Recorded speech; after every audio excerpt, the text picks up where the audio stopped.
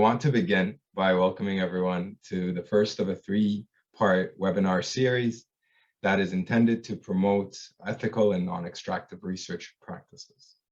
Our goal is to support researchers and members of our communities more broadly in building capacity toward documenting, accessing, and preserving our many storied pasts and presents as MENA folks. We are delighted by the turnout, and thank you for being with us today. We are also thankful to the Orfalea Center and to the Center for Middle East Studies at UCSB for their partnership and support. Beyond this event, Egypt Migrations is also grateful to our donors for their contributions of invaluable historical materials and indebted to the financial and in-kind supporters, including the Department of History at York University, community investors, and to those who are working to make the project a success, including the Clara Thomas Archives team, especially Michael Moyer and Katrina Cohen-Plasos. My name is Michael Akladius. I'm a Toronto-based historian and the founder and director of Egypt Migrations. And we are joined today by Egypt Migrations editor, Leila Zanussi, and social media manager, Christine Al-Khouri. A big shout out to them all for all that they do. And to Amy Fallas, a member of Egypt Migrations Board of Directors and one of our two speakers today alongside Wafa Fatima Isfahani. Now, before introducing the speakers and launching into today's discussion on archival research, I wanted to take a few minutes to share with you what Egypt Migrations is and what we do. Since 2016, Egypt Migrations has served as a vehicle for the preservation and promotion of the histories and experiences of Egypt's migrants, those who are contributing to their host societies. Our work centers on the identification, acquisition, digitization, and production of a very large collection of historical materials, including photographs, papers, diaries, books, oral histories, and other audiovisual material. We seek to illuminate the diverse stories of individuals and groups that make up the collective memories of Egypt's diasporas.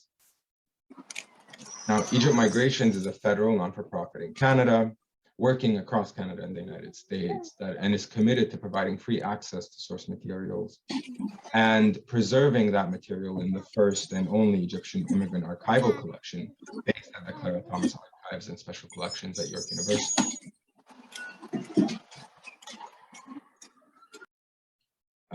It promotes education through expertly curated exhibits, digital educational resources, physical events, and virtual initiatives such as this. Our efforts over the past 6 years have spanned a range of dynamic initiatives that not only enhance Egypt Migrations' historic collections and showcase these materials to the international community, but also provoke challenging questions and spark engaging discussions about the realities of Egypt's diasporas. We are currently embarking on an array of exciting initiatives and creating an expansive series of oral history exhibitions, because we believe that the stories of Egypt's migrants are a vital part of the anthology of global histories and a vast compendium of knowledge with incredible potential to influence our future.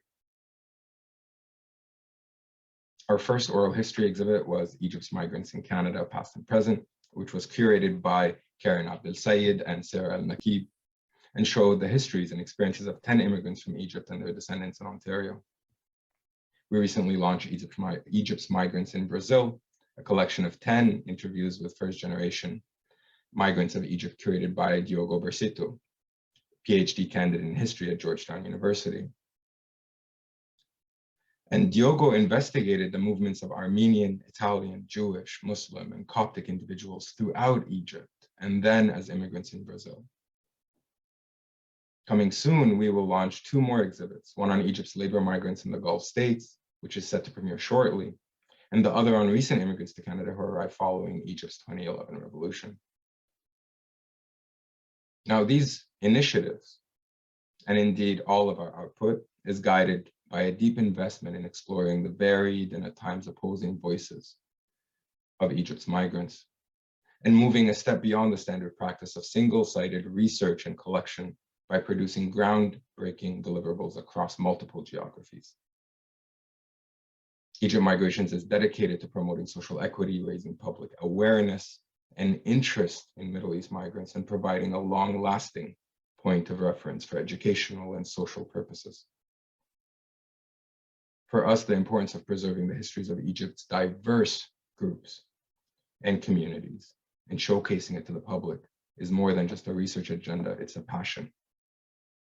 And therefore, we hope and we work towards playing a pivotal role in this vision of a vibrant and engaged diaspora empowered by democratic access to historical knowledge and resources. In support of that expansive vision, I invite you to visit our website at www.egyptmigrations.com. Follow us on Facebook, Twitter, Instagram, and even LinkedIn. And if you find value in these offerings, to donate financially and to share our initiatives and publications with friends, family, and colleagues. Once again, thank you for participating in this first of a series of capacity building webinars. And without further ado, welcome to our speakers, Wafa and Amy. I'll start with Wafa, who is a graduate student at Rutgers University, New Brunswick, focusing on library information sciences and data science. She has worked as a special collections assistant for Near Eastern collections at Princeton University Library and currently serves as a digital humanities graduate specialist for New Brunswick Libraries.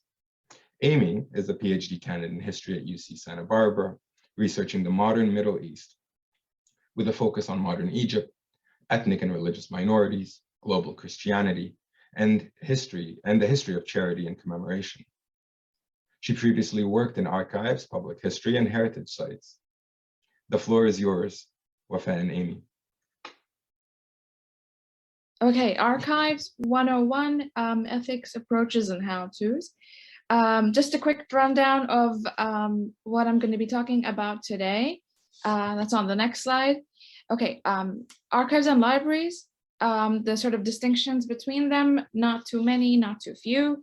Archive types, the how-tos of doing archival research, and most importantly, archival ethics. So going into the sort of subject of archives and libraries, that's the first proper slide, Amy. If you could please transition to it. Okay, there we go. So it is near impossible for me to offer an extensive list of, the how-tos of conducting archival research and cover the full breadth of extant scholarship on what an archive is in the modern day, what it has traditionally been, so on and so forth. In fact, any researcher with any degree of archival research experience will have a unique set of experiences and advice to share with you about conducting research at the archive. And I'm certain that Amy will have some very valuable insights to share with you all today as well. But what I can do that I imagine will be most useful to you as researchers or potential users of archives is to create some sort of transparency into the world of archives and libraries and the related processes. So some might hold the perception that archives are ethically neutral research spaces that do not need to consider approval from research ethics committees. And in fact, a lot of archives will not do that, especially in the country where I can speak quite confidently about the country that I'm coming from, Pakistan, and it isn't too common there. So archives, physical or digital, are not unproblematic storehouses of resources just waiting for researchers, but they're sites of agency and power, and it is important that we see them as that foremost before we see them as repositories of sources, right? And that is about all I will say about what an archive is without going, that is what it is not, right? And I'll go into what distinguishes archives from libraries to two key differences, right? The types of materials they hold and the type of access you have to those materials. Library items that you check out are typically replaceable, like a handwritten diary at an archive is not replaceable, but books you check out, etc. You have several copies of those. That's the type of material, right? But materials at the archive are unique, rare, special collections, donations, personal documents, company documents, so on and so forth. And copies of them will typically not exist anywhere, but they exist in any and every format: videos, audio recordings, diaries, documents, ephemeral materials, so on and so forth, right? And then the other distinction is the access to those materials. Whereas university libraries might be a different situation, but generally libraries have open access to the public. With archives, you have a specific guidelines for how people may use the materials in order to protect them from physical damage or theft or any other thing. But also access to those materials are informed by the type of archive it is, right, that you're going to. And I'm going to go more into that in the next slide. But before I say that, before I go to that, there's a great deal of overlap between archives and libraries, and so there's no real sort of clear distinction. Archives may have library as part of the name. Archives may be a department within a library, like special collections. So there's a significant degree of overlap there, right? And so going into the next slide. Types of archives. Now, I have a lot of, I have some sort of key visuals here. I could have presented this in the form of a list, but what you see is a Venn diagram of different types of archives because there's a lot of overlap between them, right? And you as a researcher need to be conscious of, when you're planning to go into the archive, what type of archive it is that you're going into, right? And I will turn to this again when I talk about the how-tos. But so you have religious, government, and corporate archives. You have college and university archives, historical societies archives, museum, personal archives, meaning the archive that you as a researcher might maintain for yourself. And finally, the biggest portion that you see here, the special collections. And I've given it this big sort of space here because it really just offers a broad category containing materials from individuals, families, organizations that have significant, historical value, especially history that is very localized, right? It just offers you a way of collecting a huge sort of expanse of materials that might not necessarily fall into a specific institutional category. So it is possible for government archives and museum archives to have some overlap with religious archives, right? This is especially true for non-secular states like Pakistan, where you have, for example, Awqaf departments that are dedicated to the maintenance of shrines or religious sites. And similarly, it is similarly possible for colleges and universities to host historical societies archives. And this is true for when communities or local associations, etc., will have an archive of their own that they may not have adequate funds to maintain, or they have materials that may be in need of digitization that universities can offer the resources for. Or it might simply be a matter of, lack of storage options, the need for preservation, the need to standardize descriptions, metadata, so on and so forth. And so all of these requirements that, or all of these sort of prerequisites for maintaining or creating, curating, maintaining an archive inform the type of archive it is and who hosts it. So it may belong to or come from a specific organization or institution, but it might be hosted by a college, a university, a private company, so on and so forth. And so these are things to take into account when you're going into the archive site to conduct your research. Then we have digital and physical archives. And again, this is very obvious, but I write this here because I want to keep re-emphasizing when you're doing your research to not only think of the physical archive as the sort of traditional archive where you will think about all of these things and that I mentioned that we talk about today. You know, you need to also think about them when you're visiting the digital archive. Any kind of collection of audios, videos, personal archives made available online, those are also archives. And so you must also think actively about things when you're visiting the digital archive, yeah? Okay, so going on to the how-tos, yeah? I have a long list of how-tos here, but this isn't sufficient, this isn't enough. There's always more to know about it. The first most important, most obvious thing, read and prepare, right? Read research handbooks, methodological literature as preparation for any research trip that you're to make. This is an essential part of your research practice. Don't underestimate how much you can learn from just reading methodological literature or, you know, research or archival research conducted by scholars. If it helps, talk to community members and scholars who have already conducted research. Look up articles specific to that archive where scholars have shared their experiences so they can give you tips and tricks for how you can approach the archive, how you can approach the librarian, the archivist, the guardians, as we often call them, of the archive. And one excellent resource I'll plug in here, not my own, but it's Hazin for archives in the Middle East in particular. Then we have national archives are informed by a nation's history, right? So if you're going on to do field research or even visiting a digital archive online, know this, not passively, but actively, right?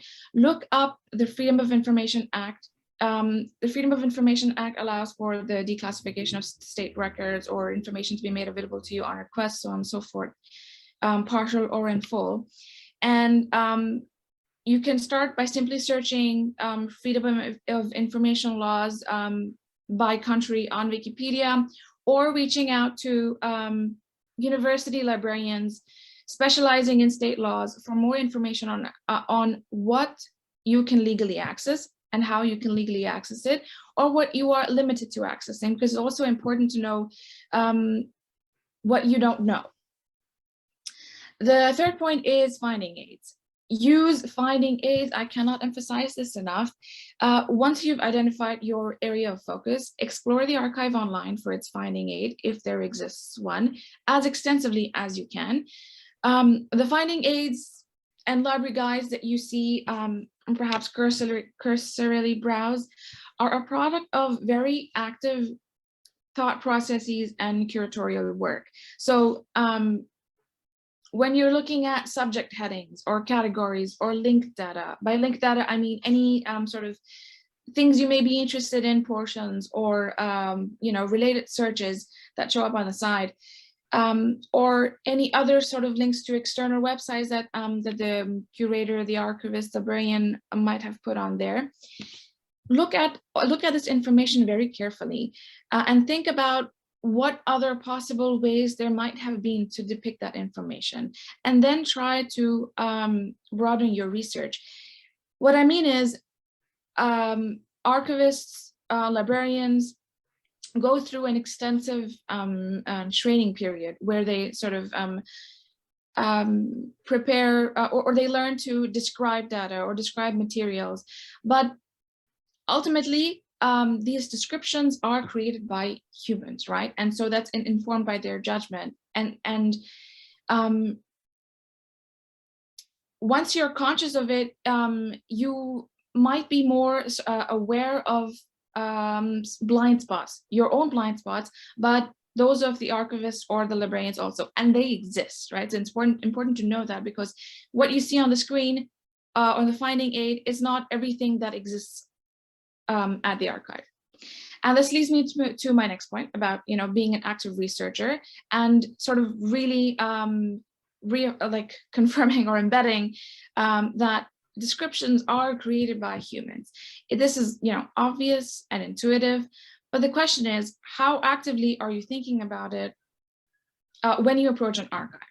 So when it comes to physical archives, especially national archives, government archives, I can speak to archives in Pakistan, so or South Asia generally, having spoken to a community of scholars, but I'm sure it's also true for the Middle East, as far as I've read.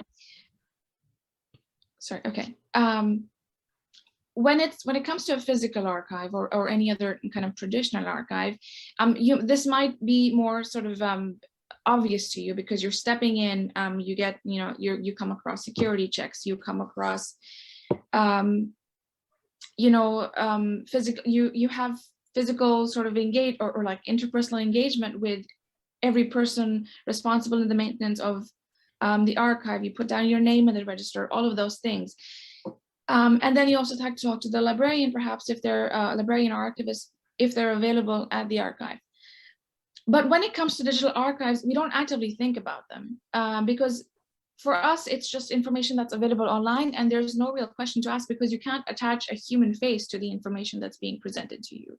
So what I ask is, keep in mind that the information you see on a library guide or finding aid or any other sort of representation of archival data on your screen is created by or put together, curated by an individual with, and it can never be entirely objective, right? So having said that, for the archivist, the challenge is to determine which categories are to be applied and the depth of contextual information that they're required or that they would like to show in order to curate and exhibit or display materials intelligibly, and so that they can increase the material's discoverability. In fact, one of the sort of core values of Society of American Archivists, sort of core values of archivists, is to be transparent about their roles, the archivist's role in making policy decisions. And the SAA, Society of American Archivists, encourages archivists to consult relevant professionals in the field, as well as constituent communities, to ensure that their work is informed by those sort of diverse perspectives. So contact individuals responsible for the archival descriptions for details. And if they sort of subscribe to the SAA or are members of any other institutional body that regulates or provides a code of ethics, then they will be, they'll most likely be sort of obligated to be transparent with you about their policy decisions or their sort of processes or the general sort of decision making, and offer you insight into how the materials are classified. And if you're a very active researcher, this will be important to you, sort of you're thorough, right? You're meticulous in your method. And so that's about being an active researcher. Then we have navigating violence at the archive. This is something that I have personally experienced, and this is important to me, but it's a bit of a complicated one because there are no clear-cut or concrete answers. At every archive, you will witness a different degree of violence unfold, whether it is acted upon you or violence that you might be acting upon others. We are not always conscious of how our actions might be impacting the other individual, or even an archive or an archivist, or other guardians of the archives, people present at the site. And it is not as easily solved as saying, well, be conscious of so-and-so. It takes a lot of time. It takes a lot of active thought. It takes a lot of introspection, reflexivity, and so on and so forth. But the sort of the violence bit, and I will share anecdotally, for example, is, sitting at an archive in Pakistan where I'm trying to read newspapers. I will be conscious of the male gaze, not always a comfortable thing. And if you've been to any sort of public space in Pakistan, you will experience that, but that impacted my ability to do my archival research effectively, right? And that's just one very specific kind. There can be innumerable different types of violence that you experience or enact upon others at the archive, right? But this leads me to my next slide about ethics. And you'll see here that I've drawn this sort of arbitrary distinction of the archivist end and the researcher end. But in fact, aspects of both of these feed into each other. And our ultimate goal is not to find concrete answers for who is being protected, who is being violated, but to sort of complicate the question of ethical research at the archive, right? And of course, as an archivist in training, as a librarian in training, I will learn all of these things on a theoretical level, but when it comes to praxis, it can be quite challenging, right? And so on the archivist side, and I'm reading out of the SAA's Code of Ethics, quote, there are two fundamental impediments to the exercise of well-considered ethical action.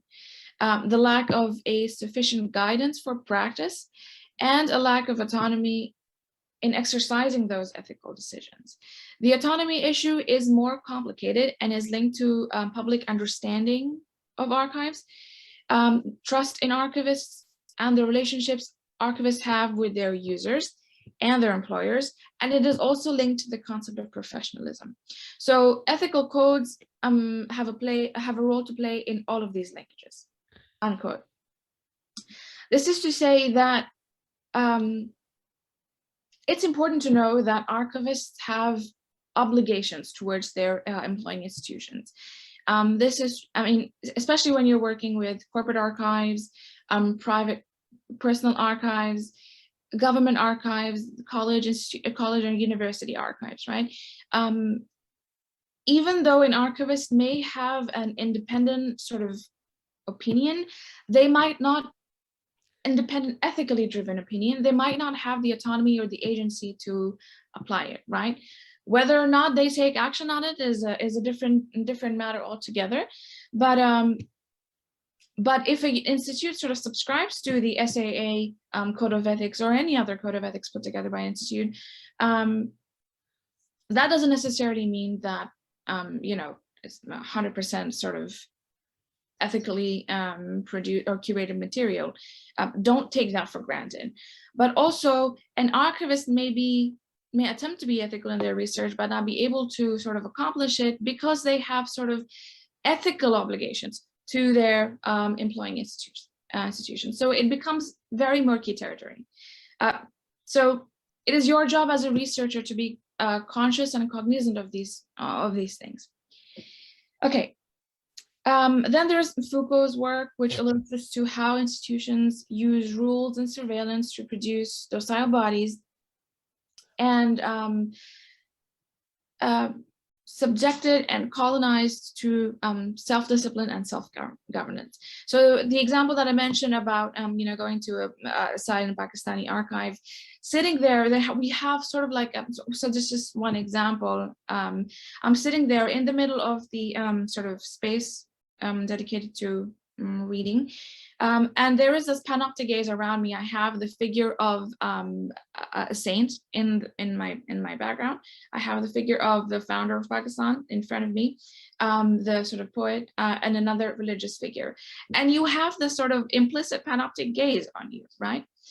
And you are being watched at all times. So there is surveillance, there is control, there is implicit and explicit surveillance or self-disciplining and self-governance that you have to go through at the archive. So that's another thing.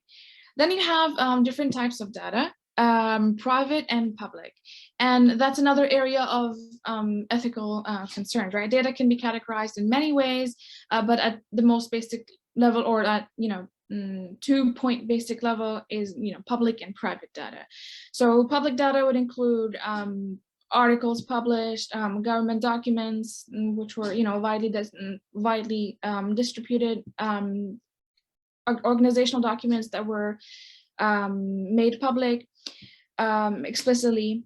Those fall into, of course, public data, but then you also have personal data, so documents, correspondences exchanged between people that may or may not have been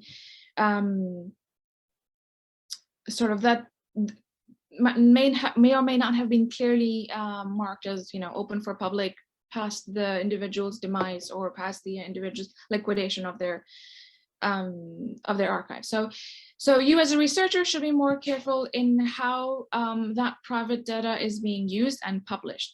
And I'm not saying just be careful of how you are using that private data, but generally also of how that private data that is available to you or everybody else at an archive is being used and published. And think about whether the person who produced the materials or about whom the data was produced gave consent for this information to be accessible in any archives, or would have given consent, right? So that's from the archivist side, in the sense that I'm giving you some window into the processes, right, that have an impact on you as a researcher, or that should make you question the ethical and moral implications of the research work that you are doing at the archive. And so this brings me to the very explicit researcher end of conducting archival research. You have the first point that I'm very passionate about and very particular about is crediting archivists and librarians for their intellectual and physical labor. A lot of times, very advanced, very senior scholars in the field will bank on the expertise of archivists and librarians and not give them due credit for the intellectual and physical labor they put into providing that research or making those materials available to them, doing search for them. So as an information science student, as a librarian information, as a library of information sciences student, I know the courses that I've taken, I know the sort of work I've done at Princeton University Library, and the kind of training that goes into becoming search professionals, information search professionals, how to effectively do research, how to do efficacious research, so on and so forth, right? So it is years of training that goes into making us archivists and librarians. And so when a student, a graduate student, a faculty, a postdoc comes to us, well, not to me, but to librarians and archivists, for help with identifying materials or locating materials, they are going to them because these are search professionals, information professionals, right, who have trained and who have put in a lot of years of effort into sort of maybe collecting or creating their own records, or like a personal database of information that might be useful for the researcher, and so on and so forth. So if you are talking to archivists and librarians, or even just community members who have directed you to archives, or even personal collectors, private collectors, credit them for their input, right? This is very important. And then you have consider the ethical and moral implications of your research. This bit is, this is a bit of a personal question, very subjective. So. And it links back to what I said earlier about, the private data that you're using, what you're making available, what kind of arguments you're drawing out of it. But then also it has to do with power and positionality, right? So there's the power and the politics associated with the archival site, but there's the power and positionality, or sort of power play that takes place between you and the archivist, but also between you and other users of the archive, or readers of your of the work that you produce. So archival institutions use their productive power to issue catalogs and to grant researchers access to some materials, but to also limit access to others. Within these institutions, it is the guardians sort of guardians who execute this power over visitors and researchers. And this is far more I've witnessed it far more at archives where there is no sort of accountability. There's no sort of our librarians or archivists or the guardians are not answerable to any sort of institutional body that sort of regulates code of ethics, so on and so forth. So a researcher going into the archive that's being denied access cannot go or take the complaint forward to anybody, because ultimately they're the ones that are the guardians are the ones that are executing this power, right? So those are certain challenges. So if you as consider your positionality. If you as a white individual, for example, or someone affiliated with a university, are able to access an archive, but you witness, for example, another individual who was restricted from access, then recognize how your positionality plays into your ability to access materials. And then you will remember that I talked earlier about archivists consulting relevant communities and professionals in the field as part of a sort of code of ethics or code of values. Well, you as a researcher, a graduate student, a postdoctoral fellow, a scholar, and even just a community member, or as a user, are an important actor in current archival processes and in holding institutions accountable where possible. So by that, what I mean is, if you see, for example, what recently the Library of Congress kind of they struck out the category of non-resident alien, and they changed it. I can't remember the specifics. I'm sorry, I should know this because I was very excited about it. But it was recently changed because people raised their voice, right? So if you see a category or a category, a description, a metadata that you think is, that might be racist, might have racist undertones, might be sexist, raise your voice, bring it to the archivist, bring it to the librarian, raise your concerns, right? And then if you see that voice or a community's voice or an individual's voice is being subsumed or silenced, then raise your voice about it, right? Because archivists and librarians are not perfect in their profession. It's an ongoing sort of process, ever continuing process. And so when we get feedback from thinkers or researchers who are actively engaging with this work, with archival materials, we sort of make an extra effort, like we are made aware of those sort of areas where we're lacking and make changes there or implement changes there. That's how conversations start. So when you set out to do your research, think about the type of archive you're accessing, what voices might be missing from the collections you're accessing, whose voices are being silenced or subsumed. If it's true that the materials collected were curated ethically. And then remember, if the institution subscribes to any code of any sort of body or institution that that sort of regulate or offers a code of ethics, then use your right to transparency about this information and employ it in producing ultimately and ethically and morally driven research. Okay, that is the end of my presentation. Thank you for listening. Amy, over to you. Thank you so much. That was really, truly incredible. And I also don't know how I'm going to follow that up. But good news for everyone. I have a PowerPoint to keep me on track. So first off, I just really want to thank Wafa in particular for that handoff, because I think I'm also here presenting sort of the graduate student perspective, but as Wafa mentioned, it's sort of a relationship, and I'm hoping that this series and this conversation can continue that as we both sort of have this relationship of accountability, but of scholarly camaraderie and of really informing each other of each other's work, and the sort of politics of citation, of recognition, and of care and respect. So thank you so much for that presentation, Wafa. I also want to thank Michael, Kristen, Layla, and the whole Egypt Migrations team. I have been in awe of the work that you do for many years, and it's really just an honor to see the kind of things that we can bring together.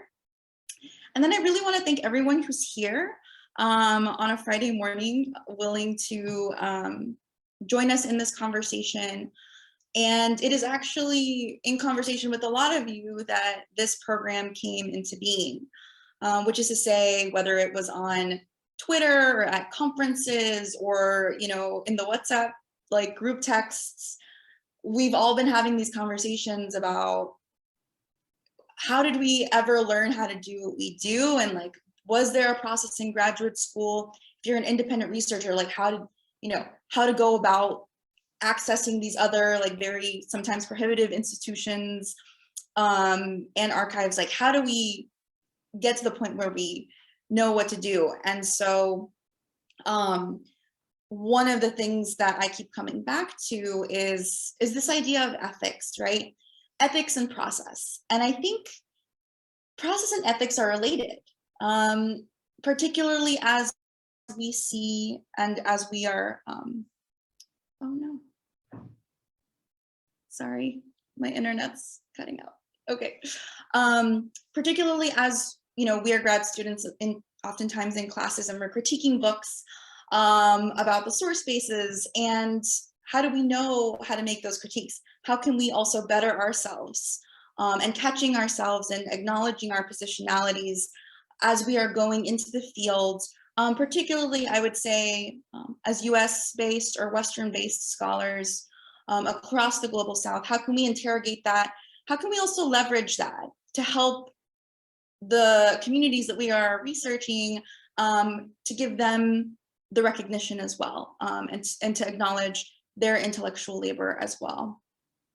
Those are all the ideas that have really inspired this program. And as such, I also want to sort of acknowledge my own positionality. So I'm Amy Fallas. I'm a PhD student, and I'm going to be presenting briefly on my process as a student researcher. I'm first gen, I'm from an immigrant family, working class, but I also have a blue passport. And I also, you know, have access to resources that other scholars don't have. And so as such, how can I think about providing a new model and working collaboratively with scholars that we can think about these questions in a truly rigorous way? And so my approach to the archives has been, like many, a sort of process of trial and error, of learning some of these lessons the hard way, and hopefully continuing to get better by having conversations like this. I also come from a background where I worked in small archives and heritage sites, and I was on kind of the other end of how the sausage gets made, of how to process an archival collection. And so with that, I'm also cognizant of these smaller institutions, perhaps not these big national archives or special collections at universities that have paid staff and finding aids and infrastructure and catalogs. You know, I'm used to other kinds of sources as well, where it really is more of a conversation with the folks who are volunteering and community-based efforts at collecting their own histories.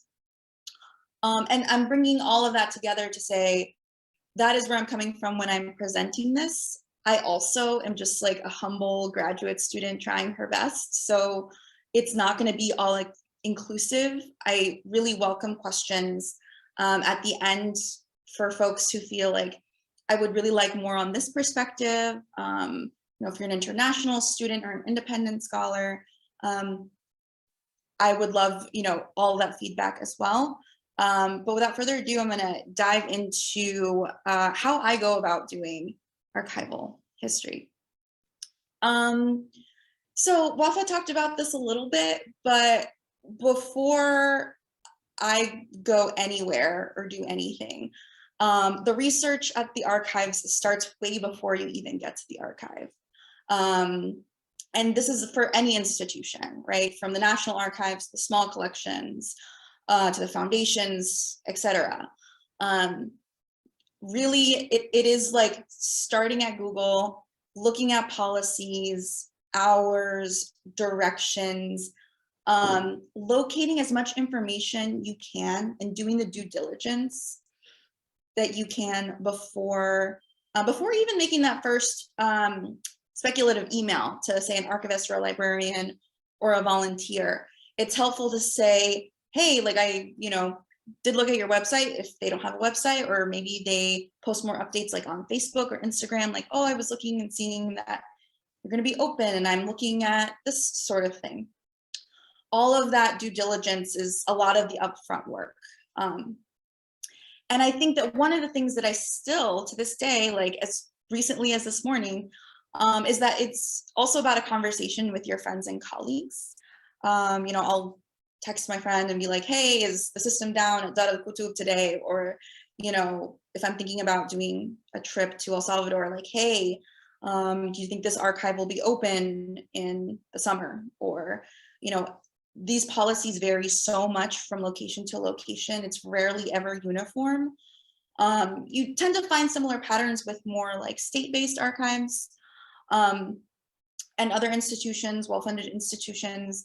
But all of those policies are always changing as well, as we all well know in COVID times. So I would say talking with folks, talking with your friends, talking with colleagues who have been there.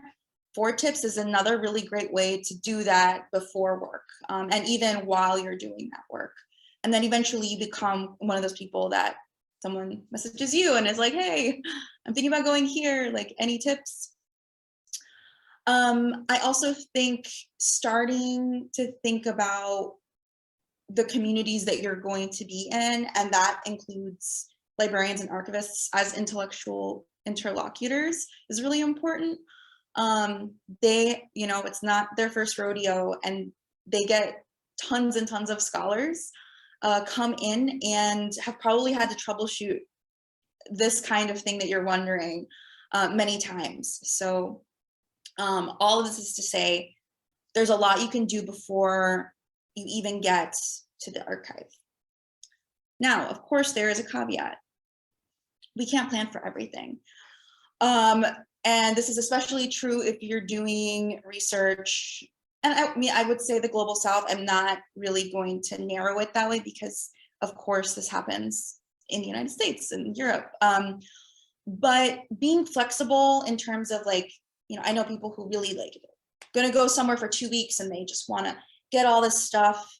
And they find out that maybe it's closed for, you know, a holiday, or maybe, you know, that collection isn't available at that time, or, you know, there's a million different things that can happen. And I think being mentally prepared for oftentimes disappointment is just a good outlook to have when you are planning to do any archival research. This again, I think also underscores global policies of inequality, visa issues, travel, accommodations, and these are things that our international students and scholars know very well. And so just being mindful of all of these potential limitations, I think is a good sort of way to be when you approach before and when you get there. And then there's equipment troubleshooting. And I mean, it literally could be anything from, and this has happened to me too, like get to the archive and you're ready to take pictures and like your phone dies for no reason, or you want to get scans at a certain archive and the scanner is not working that day. And these are things that are bound to come up. Okay, so let's say, you know, you get a grant, you've made accommodations, you've already arrived to the place that you want to research at. What now? So I would say this is the one thing that I've become very conscientious of, which is everyone has different goals and everyone has different sets of limitations. So some of us have more funding than others. Some of us have more institutional backing than others. Some of us, you know, are Americans and others are not. And that determines a lot of mobility and access to institutions. So this is also why I think it's good to think collaboratively with your friends and colleagues, because it's a way to even out those inequalities. And of course, that's a very individual-based solution, but I do think it starts with us. Now, for me personally, in terms of these different goals and limitations, it literally has to do with any kind of archival trip I'm going to do. So say, you know, over the summer I was in El Salvador and I did research for a week. there's just only so much I could do in a week. But for me, the most important thing for doing that work was actually getting to know the archivists, getting to know the other scholars in the country that were working on this topic, meeting them, getting to know their families, drinking coffee. This is all part of the process. And it's all about, again, being mindful about the ethics of the work that we do. And other times I also, I went to Durham this summer as well. And I was also there for about a week. And, I was able to get everything I needed in like 3 days. That's great. Right now I'm in Egypt, where I'll be here for the year. It actually allows me a lot more flexibility in terms of what I do in the archives, how I manage my time, what kind of connections and relationships I'm making. But everyone's going to be different. And so, for instance, I think there are universal tips and then there are like very personal specific tips. My universal tips are like, this is me like being a mom, but like, there's nothing worse than going to the archive and just being really sleepy or like really hangry and trying to process information. So I always tell people like, really get a good sleep. Even if you're jet lagged, like really catch up on sleep. It's gonna make you more alert and like really focus on the material in front of you. Hydrate, stretch. I also recommend really getting to know everyone that works there. As many people as the place that you're in, like even the, folks who hang out like outside the archives, like who lives here, like what's going on. And this is, different for different places, of course, but, like here in Egypt, there are a lot of sort of smaller libraries that I go in, and I've learned a lot from talking to like the Bawab of the particular library or archive, or striking up a conversation with some of the cleaning staff, the cooking staff. Of course, all of those interlocutors are different depending on where you are, but I think you learn a lot about the institution itself. And then of course, the archivists and librarians who are going to be helping you. I've had instances in which I'm looking at something and there's a picture of a building and I'm like, do you know where this building is? And they would be like, oh yeah, it's like, now it's not a hospital anymore, it's a school, and it's actually down, like, these folks have such knowledge, and I think, it's good to have that kind of conversation while you're in the archive. So what do I bring? This also varies depending on where I'm going, but I usually bring my phone. I photograph with my phone. I bring a notebook. I bring my iPad and a charging block. It's nothing worse than getting to the archive and like taking pictures and your phone dying. Or you can't take pictures, you're not allowed, and you don't have anything to write with. Some of this can be, curtailed beforehand with the research. At other times, it's not as clear. So depending on other places, I bring more things, but this is kind of what I've learned to sort of travel compactly with. When I'm in the archive, like, what do I do? So like I mentioned, sometimes I have like a week, depending on what my goal is, depending on, what I want in terms of outcomes, is how I arrange my time. But usually I don't sit there and read all the documents. I'm more often than not skimming for information, or if like this is a collection that's going to be useful to me, potentially useful to me, and I take these notes. So on the right, I have a Google Doc for pretty much every trip I make. And I'll usually have like the record number or the folder number, or, whatever categorizing system the institution uses. And I'll just type little notes to myself to remember for later. And they vary. Sometimes it's like on page 5 or like on the back of the folder. This is something I want to look into. And I know we've all sort of developed these kinds of systems, but this is just how it's been very helpful for me, even as I'm writing. And I know some people prefer writing, physically writing. for me, like having a Google Doc that I refer to even when I'm writing like my dissertation chapters, it's kind of like developed a synergy. That's my own, again, personal preference. Okay, so what are you, so like, are you just taking a bunch of photos and then just going home and like yelling into the void of your camera roll? Some people do that, and some people, other, you know, more organized people than myself, take photos and do beautiful organizing and tagging and annotating. What I do is I use an app called TurboScan. And I downloaded this like literally 6 years ago, and I've never looked back. There's tons of other tools that people use. I'm sure that there's other apps out there. I know scholars that like will have full-on setups with like their professional, you know, DSLRs. I'm just using my phone and this app because it's really easy to use.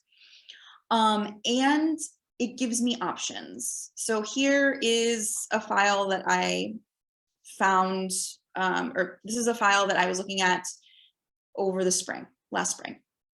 And what's great about it is, so what I normally do is I'll take a picture of the box. If I'm dealing with the box, take a picture of the box, because that's going to give you all the identifying information. If for some reason I'm just like messing around and I'm not taking detailed like annotations of what that's called, and I'm trying to remember it 3 years later when I'm writing like my final chapter, I don't want future Amy to hate Amy from now. So I take a picture of the box, I take a picture of the folder, and then that's how I title them. So I'll put, you know, the name, the record group number, the file number. If I finish the file, I'll take a picture of the back of the file, just to like cue to me, like I took a picture of everything in here. I've got everything under control. Now, what I like about TurboScan is that you can send it to yourself in a million of different ways. You can send it via AirDrop to your, you know, if you're all Mac based, you can AirDrop it to yourself on your laptop and immediately save it onto your folders. You can email it to yourself. You can, you know, whatever you prefer. But you also have the option of doing JPEG, like exporting it as a JPEG or exporting it as a PDF. And I found that is really versatile because sometimes maybe you just want a picture, other times you want like the full file folder. And this app, I think for me, really gives me options and backs up. So it gives you an option to back up to your iCloud or I think another device, so that if something horrible were to happen, you like your computer broke, your phone broke, it's still backed up in the cloud, which gives me, I sleep easier at night. Okay, post-production, my favorite part. It is not my favorite part. I'm actually really bad at like following up on after I'm in the archive, but this is a really crucial part. And I think the more that I talked to colleagues and friends, I'm realizing that this is like the folks who really are like got it all together do this very well, which is essentially, you know, what do you do after you finish collecting? You know, you typically download them, you save them, you back it up. You create indexes, spreadsheets, this sort of thing. A tool that I know a lot of people use and really like, maybe some of you use it, maybe you're just learning about it for the first time, is another like software called Trophy. And I tried to use this a few years ago. It wasn't what I personally like to use, but everyone's different again. So it's good to just look into things. But you basically can tag like your photos, you can annotate. There's a lot of different options for you to organize and manage it when you're at the writing stage, depending on how you work. I usually just have very basic spreadsheets of like what I collected and what might be in them, along with that Google Doc, and then the physical file that's saved usually under the particular archive that I'm at. And then that's like it for me. But sometimes I forget to do all those steps. And then years later, I look at it and I'm like, oh no. But this is why I take pictures of the box, and this is why I take pictures of the file, because if there's some mishap, you can usually, recollect how you got there.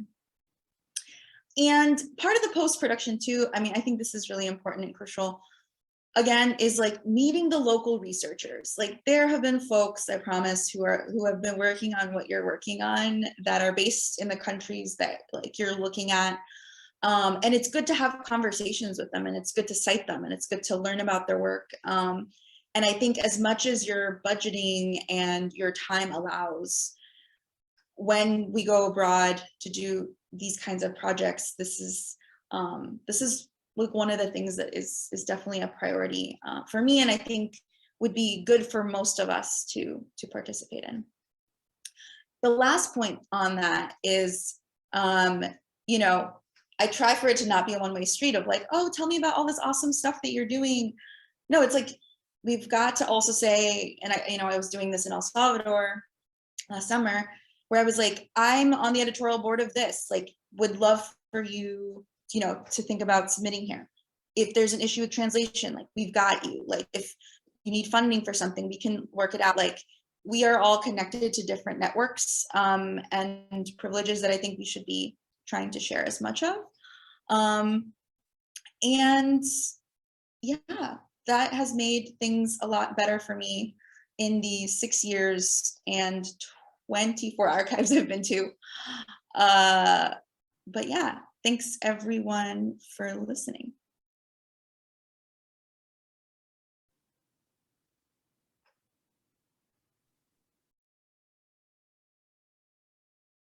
Thank you so much, Wafa and Amy, for wonderful, wonderful talks. And I've learned so much, and I've been doing this for many, many years. I hope that everyone who participated has found this to be an engaging discussion. I want to now open it up to you. If you'll please share any questions or concerns, comments, perhaps. If you're looking for additional information in some form or another, please take the time to write something in the chat or to unmute and ask your question as you please. Well, while we wait, I have a question, so I can get us started. I am really curious about Amy, what you do in terms of obstacles that you might face in accessing records, particularly in the Egyptian context, and facing hard-headed and obstinate gatekeepers of knowledge, and how perhaps we can go about overcoming these issues.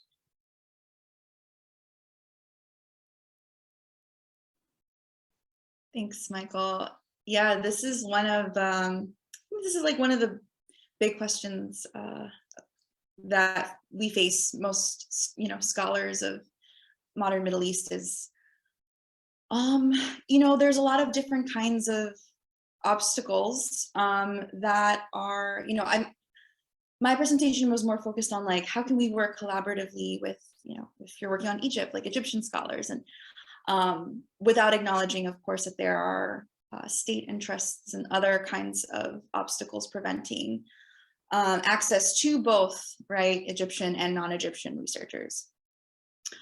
And I think, but this is precisely why I think the kind of solidarity networks that we can build, not just in terms of on political level, but even in the work that we do to share resources.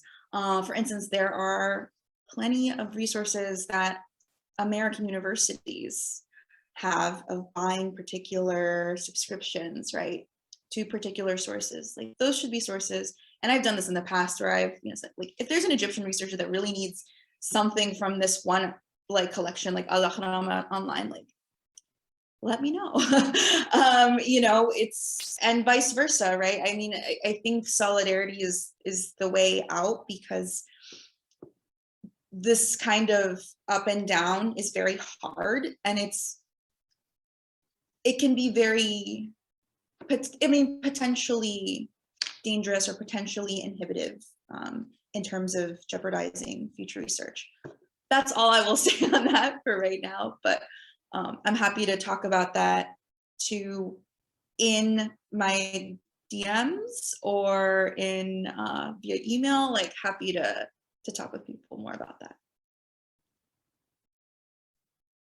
Wonderful, thank you. And as I was asking, we got a few quick questions. So first, Muhammad asks, I'd love to hear more detail about how you use the different software tools that you mentioned, and perhaps any others that you might have come across, Amy and Wafa. I can talk a little bit more about Tropy, since that's for my university, or at my university, I offer workshops on organizing archival materials, and Tropy is the tool that I give workshops on. And so one example that I also put in the chat is that if I have, for example, materials with Arabic text or Persian text that I want to transliterate, but I'm not, you know,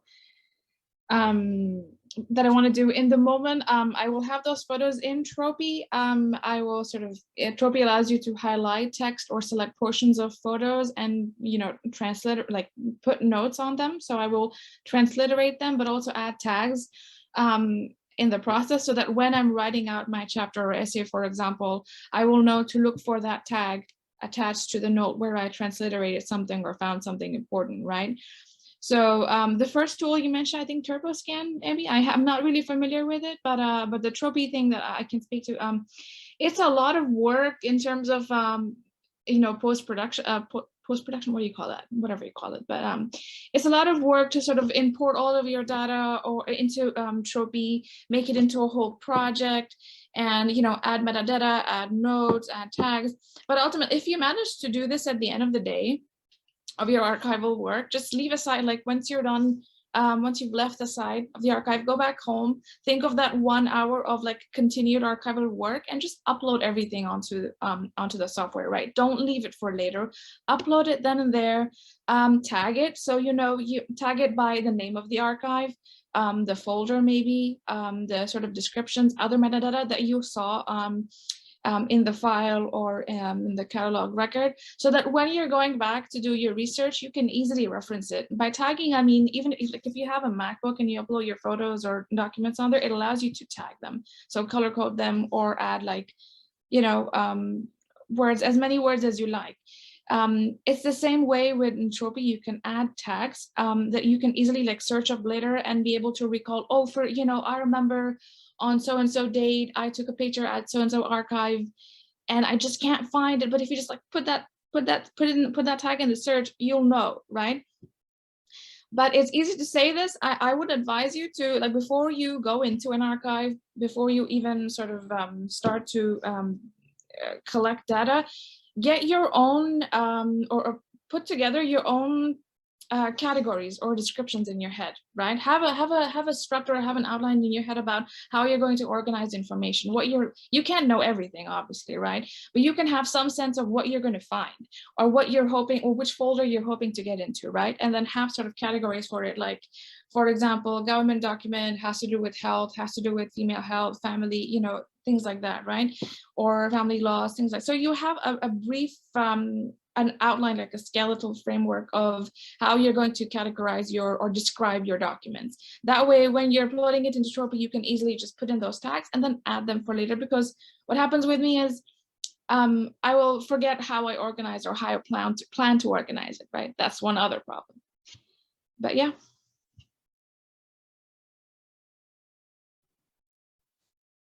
Yeah, I mean, I think that there's so many tools that are available that I have, you know, that I know of. Like, I have other friends and colleagues who are using like really interesting like mapping softwares. So for instance, there's something called Mapbox, and just go to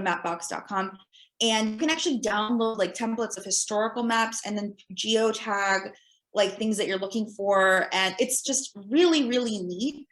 I would say that like all of these tools, like with any tool, it's like, you can have all the bells and whistles, but is it helpful to you? Is it something that your research is enhanced by? Is it something that's maybe taking a little bit too much time? And everyone makes that assessment for themselves. But like Wafa mentioned with Tropy, like I started using it and then I just found that it was like, I'm a Virgo and I'm just like over organizing everything and it's just taking a very long time.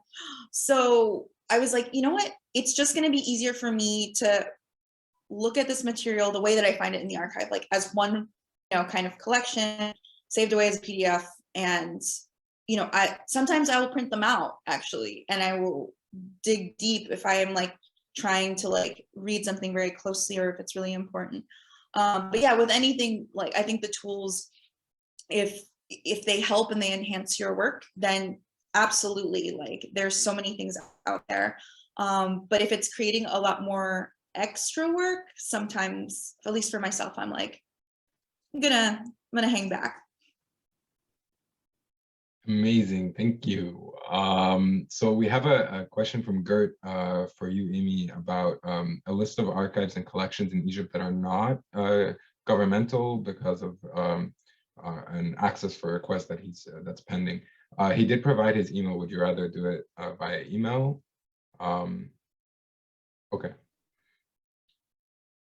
Sure. I also will say that RC published a similar list a few years ago, which is actually fairly current as well. I'm sure for those in Egypt or for those who work in Egypt know, a lot of these institutions have been open, again, with irregularity, but throughout the pandemic, for better or worse. So there's a list published by Jody Deutsch on, I believe it's Hazina that published this on behalf of RC. And it's a list of like, it's not all about Dada Wasaic, it's not all about Dada Kutub. You can, there's probably 24 of these repositories that are published, and I'll find it and I'll put it in the. Perfect. So we have a really interesting question from Adam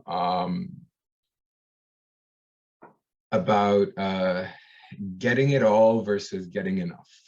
And that's definitely something that I struggle with to this day. So he's looking to hear from both of you about the methodological, analytical, and practical quandary of getting it all versus getting it enough. There is the worry about falling too deep down the rabbit hole, and yeah, I'd love to hear more too.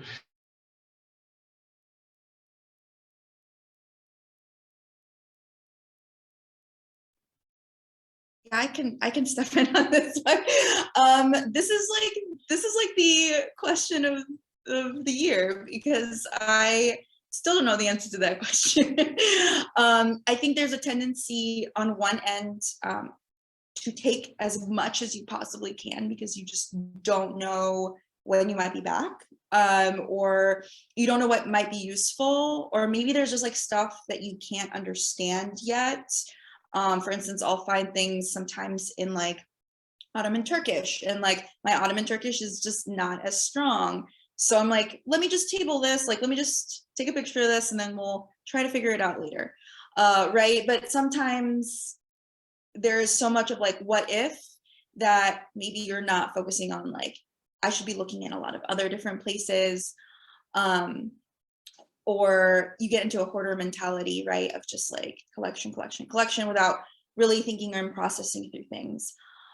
So I don't really have an answer to that question, except for I think it's definitely something we all struggle with. I'm at the point where I have started to write my dissertation like doing research on my dissertation chapters as I'm writing it, because then it gives me a sense of like, what are the things that I actually need to make a certain argument. But I know that not everyone does that. People, everyone's either done like maybe the whole research and then they do the writing. But I definitely think when it comes to the writing, you start noticing when you go down a rabbit trail, or like we all get distracted in the archive, right? Like in general, it's just like, oh, this is so cool. It has nothing to do with my research, but like really want to keep reading. That's also part of the process. Like I think that having fun in the archive is like one of the things I also advocate. Like it shouldn't be a place necessarily that's like frumpy. You're just like sitting, melting into your seat. You're like, your back hurts, you're tired, you're cold. Like it should be a place where you're like enjoying the process. So don't know if that answers the question. And we have another question regarding archivists and librarians. How can archivists and librarians be of extra help? And perhaps even something anecdotal that you remember to have been particularly helpful for you. I suppose that is directed to me. I'm not entirely sure what is meant by can be of extra help. I mean, really, it's about the information seeker, we call them. So when an information seeker comes to us, it's really about how much information what they know they want or what they don't know they might like or need, right? And how much time they want to spend with the librarian archivist, like seeking out that information, right? If someone comes to me well in advance, and people often have, I have also prepared a list of journal subscriptions for them with alerts customized to the specific types of articles or topics they're looking for, right? I mean, if I'm working with undergraduate students who obviously come at a later stage in their project, why not really just give me whatever you have? And that's a different thing altogether. But with graduate students, if they come well enough in advance, librarians can help you, set up those types of journal alerts so you're, up to date with recent scholarly publications. They can direct you to special collections held by a university in, if you're in the East Coast and in the Midwest, or, some other part of the world that you might not have known, or that might not pop up in your Google search, right? Just because librarians and archivists are connected to other librarians of, studying that community or belonging to that community, who are sort of, who have whole databases of information and resources to offer. It's really just a matter of reaching out, right? You sort of dip into that community of librarians and archivists, but also scholars in your field, and librarians and archivists will reach out to their whole community of other scholars in the field, even if they don't have all the answers to your questions, and they may be able to redirect you to someone they know in Egypt or Pakistan or India or any other part of the world, where they're like, okay, this person, here's a special collection that caters to your research. And so there are so many ways in which as a professional I can be, or a librarian can be of extra help. It's really a matter of seeking it out.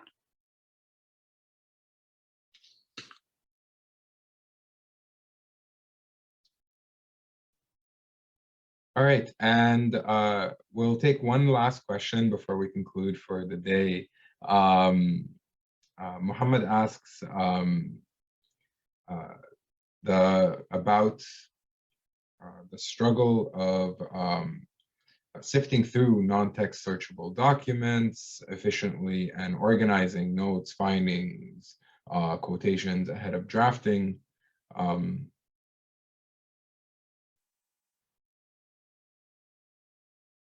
And I'll direct that to both of you. Any advice that you might have for young researchers trying to navigate, okay, I've gathered all this information from the archive. Oh crap, now what?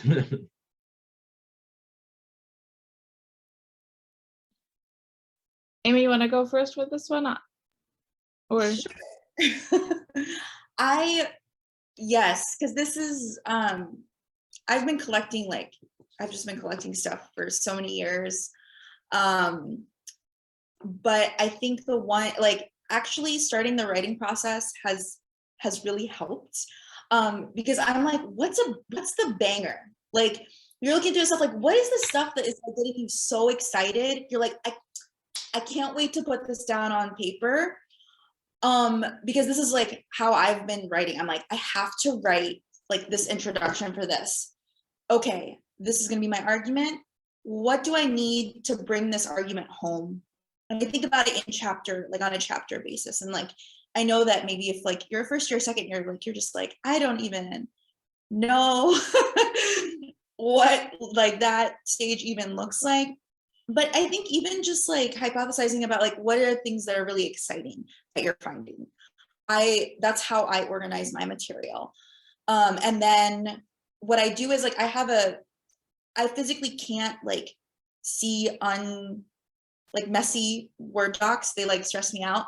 So I have a Google Doc where I just start writing stuff, and I just quotes and like things and very colloquial language that eventually becomes academia speak, while still being accessible into the Word document. And I find that that has really liberated me to like be a lot more creative in my own process, which actually I think gets to the other question that I really wanted to actually answer, Lubna's question about being creative. There's so many different ways to actually incorporate creativity into the writing process. And my advisor, Shireen Saili, is brilliant about this. She does collages where she like gets out the markers, and I've started doing stuff like that too, just to kind of brainstorm and like get out of your head sometimes. Because I know I'm not the only one staring at an empty Word doc like for hours on end. Hope that helps.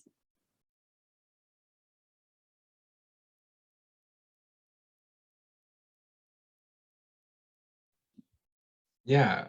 Oh, Wafat, do you have something to add? Oh no, I was just gonna say like the only bit of information that I had to offer, I put it into the chat, which is was a clarification question about if the non-text searchable was like a document, like a text document, or visual material. If it's a text document, then I was just gonna say that there are so many softwares that allow you to auto-transcribe text, but the easiest is really Google Docs.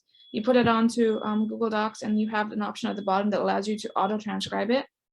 That's true for English, Arabic, Persian, or do a lot of other languages. I would not auto-transcribe, I mean OCR it, sorry, optical character recognition. So auto OCR the document, which makes the text document, scans it, makes it readable and searchable. Yeah. Perfect. Thank you. That's amazing. I want to take a moment now to conclude and to thank everyone for being here and for joining us. To thank Wafa and Amy for all the valuable advice that they've given and the wonderful talks. And to let everyone know that all of this will be uploaded to YouTube in the coming days when it's prepared. And that we do have the second session of this three-part webinar series, end of February, on community archives and how to create local archival collections and to go about building for your local community. And we will be joined by Alda Benyamin and Christopher Grafos, who themselves have created and manage in partnership with others successful community archives. So thank you everyone for being here. We look forward to seeing many of you next month, and have a wonderful, wonderful rest of your Friday and a wonderful weekend.